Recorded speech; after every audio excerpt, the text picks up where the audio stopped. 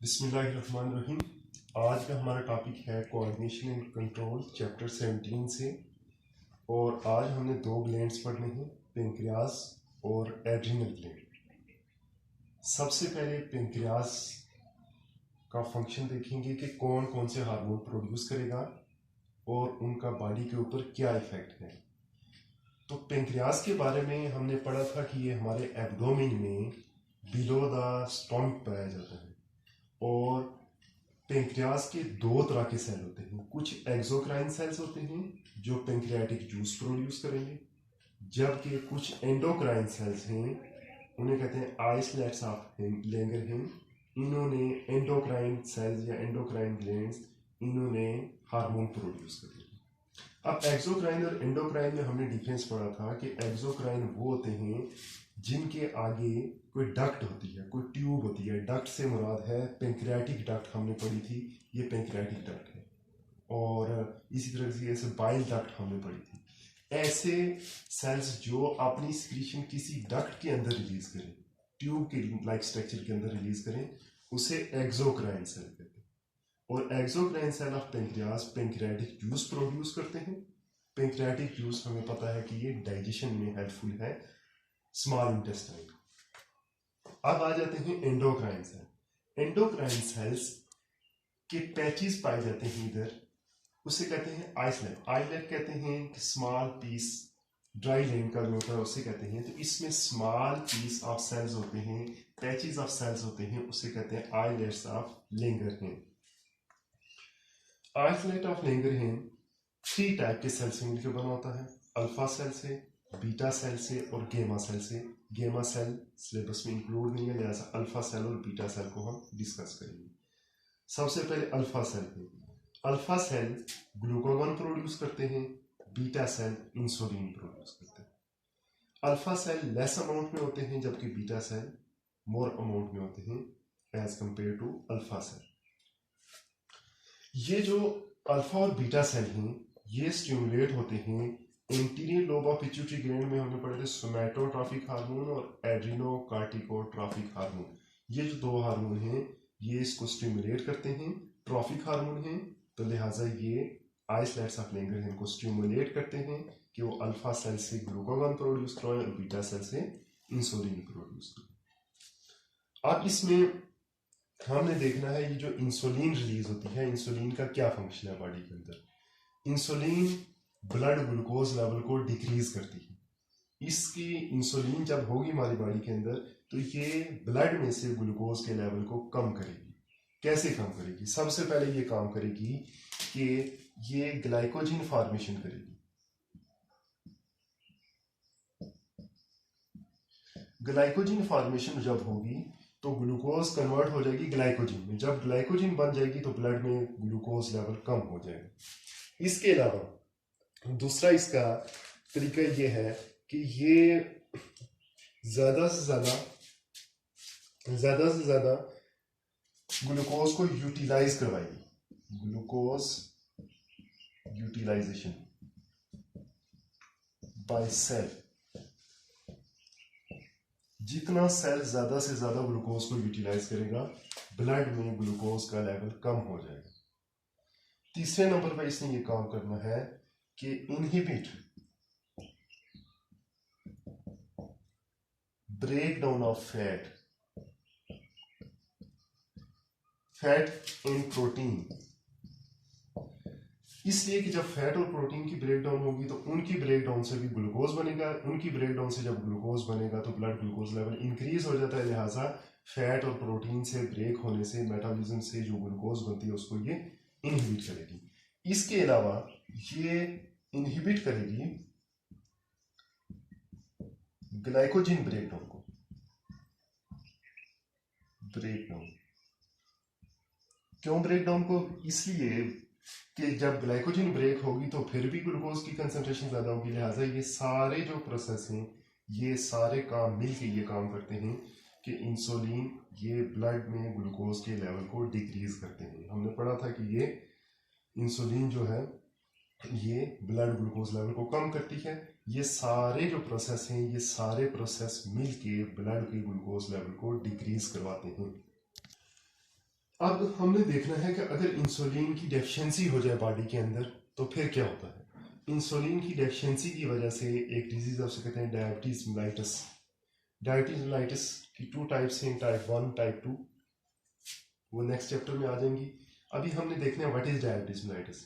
Diabetes mellitus is the deficiency of insulin.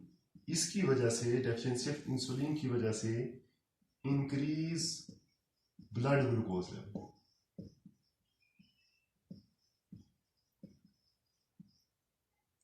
Increased level of glucose in blood is known as diabetes mellitus.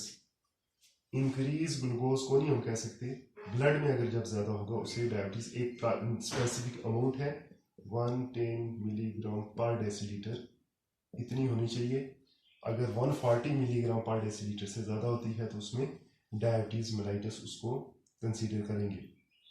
अब इसमें जब blood में glucose level increase हो जाता है तो क्या होता है, उसकी वजह से ऑस्मैटिक लेवल डिस्टर्ब हो जाता है। इससे मुराद ये है ऑस्मैटिक डिस्टर्बेंस से सैल्यूट ज़्यादा हो जाएगा सेल्स के ब्लड के अंदर, उसकी वजह से फिर डिफरेंट प्रॉब्लम होंगे। हाइपरऑस्मैटिक कंडीशन में फिर बॉडी नॉर्मल फंक्शन नहीं कर सकेगी। दूसरा जो है इसका इफेक्ट वो ये है कि डीरेंजमेंट ऑफ नर्व्स।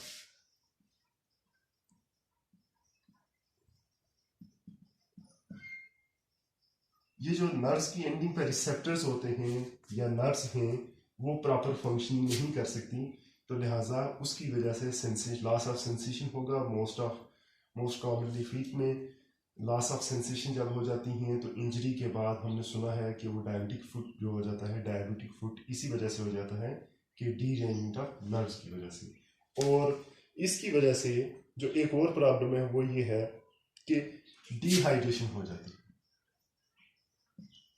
डिहाइड्रेशन इसलिए होती है कि नॉर्मली फैट्स की ऑक्सीडेशन होती है in the presence of glucose. Fat oxidation होगी, फैट ऑक्सीडेशन नहीं होगी जब ग्लूकोज नहीं होगा तो इसकी वजह से नो फैट ऑक्सीडेशन। जब फैट की ऑक्सीडेशन नहीं होगी तो फिर ये फैट की ऑक्सीडेशन नहीं होगी जब, तो ये जो मेटाबोलाइट्स हैं फैट के, ये किडनी के जरिए से बॉडी से एक्सक्रीट होंगे। जब एक्सक्रीट होंगे तो साथ आपने कैटाइंस को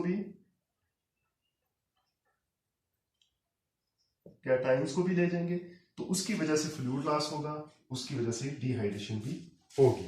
तो लिहाजा ये 3 कॉमन चीजें होती हैं, डिहाइड्रेशन भी होती है, डीरेंजमेंट ऑफ नर्व्स भी होती है, ऑस्मैटिक डिस्टर्बेंस भी होगी इसमें। तो ये कॉमन इसके सिम्टम्स हैं और ये इफेक्ट्स हैं इसके डायबिटीज मेलाइटस के बॉडी में। अगर हाई लेवल हो इंसुलिन का तो फिर क्या होगा। इंसुलिन का जब लेवल हाई हो जाता है ब्लड के अंदर, उसकी वजह से ब्लड में ग्लूकोज लेवल कम हो जाता है, उसे कहते हैं hypoglycaemia. Some time diabetic patient में भी इंसुलिन इनटेक की वजह से हाइपोग्लाइसीमिया हो जाता है, यानी कि decrease blood glucose level is known as hypoglycaemia. इसके बाद आ जाते हैं हम अल्फा सेल पर। अल्फा सेल्स हैं जो इन्होंने प्रोड्यूस की थी ग्लूकागॉन। ग्लूकागॉन का ऑपोजिट फंक्शन है इंसुलिन से। इसका फंक्शन है कि ये इंक्रीज करती है ब्लड ग्लूकोज को, increase blood glucose level, blood glucose level को ये इंक्रीज करेगी। अब ये कैसे इंक्रीज करेगी, वो सारे प्रोसेस करेगी जिसकी वजह से ब्लड में ग्लूकोज इंक्रीज हो। मसलन सबसे पहले ग्लाइकोजन की ब्रेक डाउन करेगी, ब्रेक डाउन। जब ग्लाइकोजन ब्रेक होगी तो उसकी वजह से ज्यादा से ज्यादा ग्लूकोज बनेगी। दूसरे ये काम करेगी कि metabolism of fat and lipids, fats and proteins, metabolism के नतीजे में, ताकि ज्यादा से ज्यादा ग्लूकोज प्रोड्यूस हो। फिर ये काम करेगी कि एक्टिवेट ग्लाइकोजन ब्रेक डाउन और metabolism of fat and lipid के अलावा ये करेगी कि यूटिलाइजेशन को कम से कम करवाएगी। तो अगर ग्लूकागॉन की वैसे डेफिशिएंसी या इंक्रीज होना रेयरली होता है, लेकिन अगर ग्लूकागॉन की डेफिशिएंसी हो जाए तो फिर हाइपोग्लाइसीमिया होगा। अगर ग्लूकागॉन की इंक्रीज इन अमाउंट हो तो फिर उसकी वजह से blood sugar glucose level increase हो जाएगा और मेटाबॉलिज्म में डिस्टर्बेंस होगी। नेक्स्ट है एड्रिनल ग्लैंड। एड्रिनल ग्लैंड के बारे में देखेंगे कि एड्रिनल ग्लैंड कौन से हार्मोन को प्रोड्यूस करेगा और उसके फंक्शन क्या है। तो सबसे पहले किडनी है, राइट और लेफ्ट किडनीज हैं। इसके ऊपर पेयर ऑफ एड्रिनल ग्लैंड होते हैं। राइट किडनी का भी एक होता है टॉप ऑफ द किडनी, और लेफ्ट किडनी में भी टॉप ऑफ द किडनी एक ग्लैंड होता है। उस ग्लैंड को कहते हैं एड्रिनल ग्लैंड। जिस तरह किडनी में हमने पढ़ा था उसका आउटर पोर्शन कॉर्टेक्स और इनर मेडुला होता है, इसी तरीके से एड्रिनल ग्लैंड का भी जो आउटर पोर्शन होगा उसको कहते हैं ये कॉर्टेक्स है, और इनर पोर्शन है उसको कहते हैं medulla. Cortex different hormone produce करेगा, मेडुला भी डिफरेंट हार्मोन प्रोड्यूस करेगा। तो सबसे पहले हम ये देखते हैं कि एड्रिनल ग्लैंड ये एक एड्रिनल मेडुला है, एड्रिनल कॉर्टेक्स है। एड्रिनल मेडुला में दो तरह के हार्मोन प्रोड्यूस होते हैं। एक का नाम है एपिनेफ्रिन जिसको एड्रिनालिन भी कहते हैं, और दूसरा है नॉर एपिनेफ्रिन जिसको नॉर एड्रिनालिन भी कहते हैं। एपिनेफ्रिन या एड्रिनालिन, नॉर एपिनेफ्रिन और नॉर एड्रिनालिन, या इसको नॉर एड्रिनालिन बोलते हैं। अब इन दोनों हार्मोन का कंबाइन इफेक्ट ये है कि ये सिंपैथेटिक नर्वस सिस्टम को एक्टिवेट करते हैं। सिंपैथेटिक नर्वस सिस्टम हमने पढ़ा था फाइट और फ्लाइट वाला मैकेनिज्म, जिसमें हमने पढ़ा था कि डाइजेशन स्लो हो जाती है, और ये भी हमने पढ़ा था कि उसमें स्केलेटल मसल में ब्लड फ्लो ज्यादा होता है, हार्ट बीट फास्ट हो जाती है। तो सबसे पहले एपिनेफ्रिन का फंक्शन देखेंगे कि dilate blood vessel in skeletal muscle. क्यों डायलेट करेगी? ताकि ज्यादा से ज्यादा ब्लड सप्लाई जाए, और फाइट और फ्लाइट के लिए हमारे मसल को ज्यादा ब्लड की जरूरत होती है, ज्यादा ऑक्सीजन, ज्यादा ग्लूकोज चाहिए। लिहाजा एपिनेफ्रिन ये काम करेगी कि ब्लड वेसल्स को डायलेट करेगी, स्केलेटल मसल। और नॉर एपिनेफ्रिन ये काम करेगी वेजो कंस्ट्रिक्शन करेगी, ब्लड वेसल को कंस्ट्रिक्ट करेगी इन गट, जिसकी वजह से हमारी डाइजेशन स्लो हो जाती है। जब फाइट और फ्लाइट कंडीशन में हो तो उस वक्त फिर गट में ब्लड वेसल कंस्ट्रिक्ट हो जाती हैं, यही वजह है कि डाइजेशन भी स्लो हो जाती है। अब इन दोनों का कंबाइन इफेक्ट है। कंबाइन इफेक्ट दोनों का ये है कि ये दोनों मिलके ये काम करेंगी कि ग्लाइकोजन को ब्रेक डाउन करेंगी, और ग्लाइकोजन को ब्रेक करके ग्लूकोज बनेगी, क्योंकि हमारी बॉडी को फाइट और फाइट कंडीशन में ग्लूकोज की ज्यादा जरूरत होती है। दूसरा काम ये काम करेंगी कि ये मिलके सिंपैथेटिक नर्वस सिस्टम को एक्टिवेट करेंगी। सिंपैथेटिक नर्वस सिस्टम, फाइट और फ्लाइट नर्वस सिस्टम को एक्टिवेट करेंगी ताकि फाइट और फ्लाइट का मैकेनिज्म इसमें हो सके। अब ये जो दोनों हार्मोन हैं, इनके अगर ये एक्सेस अमाउंट में हूं, अगर ये एक्सेस अमाउंट में हूं तो उसकी वजह से हाई ब्लड प्रेशर हो सकता है। ब्लड प्रेशर, और अगर इनकी डेफिशिएंसी हो तो डेफिशिएंसी होने की वजह से, ये रेयर है लेकिन रैट्स में अक्सर हो सकता है, उसकी वजह से अगर ये लो लेवल हो तो जो रैट है वो नो विदस्टैंड विद स्ट्रेस, यानी कि कोल्ड और हीट लेवल को वो बर्दाश्त नहीं कर सकते, स्ट्रेस कंडीशन में वो सरवाइव नहीं कर सकते। अब आ जाते हैं एड्रिनल ग्लैंड के दूसरे पार्ट की तरफ। एड्रिनल कॉर्टेक्स हमने पढ़ा था, इसको स्टिमुलेट करता है इंटीरियर लोब का एड्रिनोकार्टिकोट्रॉफिक हार्मोन। एड्रिनोकार्टिकोट्रॉफिक हार्मोन ये पिट्यूटरी ग्लैंड से रिलीज होता था और ये एक्टिवेट करता था एड्रिनल कॉर्टेक्स। एड्रिनल कॉर्टेक्स के चार हार्मोन हैं, कॉर्टिसोल, एल्डोस्टेरोन, कॉर्टिकोस्टेरोन और एंड्रोजन। सबसे पहले हम देखते हैं कि कॉर्टिसोल है, कॉर्टिसोल का क्या फंक्शन है। कॉर्टिसोल का ये फंक्शन है कि ये इसे कहते हैं ग्लूकोकार्टिकाइड। ग्लूकोकॉर्टिकॉइड से मुराद है कि ये इंक्रीज करेगा ब्लड ग्लूकोज लेवल। ये मोस्टली प्रोटीन की ब्रेकडाउन करेगा, प्रोटीन की ब्रेकडाउन करके ग्लूकोज की फॉर्मेशन करेगा। इसके बाद ये एंटागोनिस्टिक टू इंसुलिन है, यानी कि इंसुलिन का काम था ब्लड ग्लूकोज लेवल को डिक्रीज करना, ये ब्लड ग्लूकोज लेवल को इंक्रीज करेगा, लिहाजा cortisol is a glucocorticoid. Aldosterone है, एल्डोस्टेरोन को कहते हैं मिनरलोकॉर्टिकॉइड।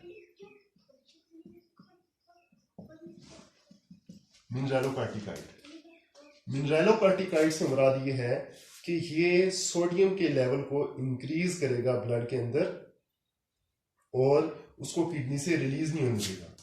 तो ये conserve sodium level in blood, minerals के लेवल को किडनी से रिलीज लॉस नहीं होने देगा, जिसकी वजह से ब्लड में सोडियम लेवल इंक्रीज हो जाएगा, इसलिए इसे मिनरलोकॉर्टिकॉइड कहते हैं। इसके बाद कॉर्टिकोस्टेरोन, ये दोनों से मिलकर कॉर्टिसोल और एल्डोस्टेरोन, कॉर्टिकोस्टेरोन ये ग्लूकोकॉर्टिकॉइड भी है और मिनरलोकॉर्टिकॉइड, यानी कि ये ग्लूकोज और सोडियम दोनों के लेवल को इंक्रीज करेगा, लिहाजा इसे कहते हैं ग्लूकोकॉर्टिकॉइड भी और मिनरलोकॉर्टिकॉइड भी। अब ये जो तीन हार्मोन हैं इनकी डेफिशिएंसी या इंक्रीज होने को देखेंगे कि अगर इनकी डेफिशिएंसी हो जाए या इंक्रीज हो जाए तो क्या होगा। सबसे पहले हम देखते हैं कि अगर इनकी डेफिशिएंसी हो जाए तो उसकी वजह से क्या होगा। उसकी अगर ये लो लेवल में हो तो उसकी वजह से एडिसन डिजीज होगी। एडिसन डिजीज हमने पढ़ा था कि ये मेलानोफोर स्टिमुलेटिंग हार्मोन, उस केस में भी एडिसन डिजीज के केस में भी वो रिलीज होते हैं। लो लेवल होगा कॉर्टिसोल, एल्डोस्टेरोन और कॉर्टिकोस्टेरोन का तो एडिसन डिजीज होगी। एडिसन डिजीज से क्या मुराद है? एडिसन डिजीज से मुराद है कि लो amount of minerals and glucose level. अब इसकी वजह से जब एडिसन डिजीज होगी, एडिसन डिजीज की वजह से मसल वीकनेस होगी, मसल वीकनेस और साल्ट बॉडी से लॉस हो जाएंगे, सोडियम को कंजर्व नहीं करेगा बल्कि सोडियम साल्ट लॉस हो जाएंगे इस कंडीशन में। और इसके अलावा ये भी स्ट्रेस कंडीशन में फिर भी स्टेन नहीं कर सकते। एडिसन डिजीज के बाद नेक्स्ट है कि अगर ये हाई अमाउंट में रिलीज हो तो उसकी वजह से क्या होगा। उसकी वजह से जो डिजीज होती है उसे कहते हैं कुशिंग डिजीज। ये शॉर्ट क्वेश्चन आता है, what is difference between Cushing and Addison disease. तो कुशिंग और Addison disease aldosterone, corticosterone, cortisol, adrenal cortex के एंजाइम की हार्मोन्स की डेफिशिएंसी या एक्सेस की वजह से होती है। High level of adrenal cortex hormone cause Cushing syndrome. अब कुशिंग सिंड्रोम की वजह से टू मच कॉर्टिकल हार्मोन, तो इसकी वजह से इंक्रीज हो जाएंगे कॉर्टिकल हार्मोन। अब ये जब इंक्रीज होंगे तो इसकी वजह से प्रोटीन की ब्रेकडाउन होगी और ब्लड ग्लूकोज लेवल इंक्रीज होगा। Protein breakdown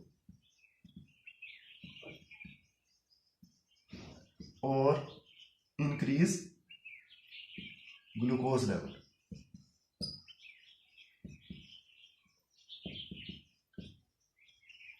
glucose level increase हो जाएगा। इसके अलावा वीकनेस भी होगी मसल और बोन में। ये तीन इसके हैं कुशिंग सिंड्रोम के इफेक्ट्स हैं। नेक्स्ट है एंड्रोजन। एंड्रोजन भी रिलीज होता है एड्रिनल कॉर्टेक्स से। इसका काम है कि मेल सेकेंडरी सेक्स कैरेक्टर्स को डेवलप करवाता है और अगर ये मेल में भी पाया जाता है फीमेल में भी। अगर फीमेल में इसका ट्यूमर हो जाए तो उसकी वजह से फीमेल में भी मेल सेकेंडरी सेक्स कैरेक्टर की डेवलपमेंट हो जाती है। तो लिहाजा एड्रिनल कॉर्टेक्स के हार्मोन कॉर्टिसोल, एल्डोस्टेरोन, कॉर्टिकोस्टेरोन और एंड्रोजन, ये हैं चार। इनके फंक्शंस हैं ये प्रॉपर्ली किए हैं। लिहाजा ये जो चार हार्मोन एड्रिनल कॉर्टेक्स के हैं इनकी फंक्शन नॉर्मल फंक्शनिंग इसके अलावा डेफिशिएंसी और एक्सेस अमाउंट में अगर रिलीज हो तो फिर क्या इफेक्ट है ये सारा डिस्कस किया आज के लेक्चर में। आज के लिए इतना ही। नेक्स्ट लेक्चर में हम बाकी ग्लैंड्स पढ़ेंगे। अल्लाह हाफिज़।